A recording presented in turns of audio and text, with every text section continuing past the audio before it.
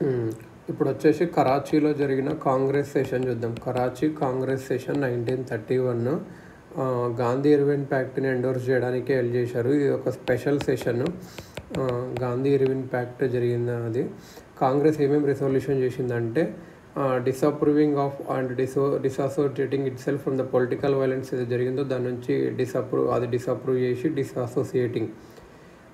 కాంగ్రెస్ బ్రేవరీని sacrifice of 3 martyrs ఉంటారు కదా, భగత్ సింగ్ వాళ్ళు, ఇంకా వాళ్ళని పొగిడాడు అన్నట్టు. ఢిల్లీ ప్యాక్ట్ గాంధీ ఇర్విన్ ప్యాక్ట్ని ఎండోర్ చేశారు.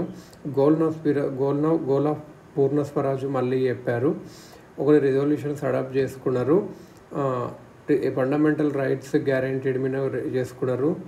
Free speech and free press, right to form associations, right to assembly, universal adult to franchise, equal legal rights irrespective of caste, creed and sex. ఇదన్నట్టు. Neutrality of state in religious matters, free and compulsory primary education, protection to culture, language, script of minorities and linguistic groups. ఇదొకటి. Resolution on national economic programme included substantial ఇంకొకటి ఏంటంటే resolution on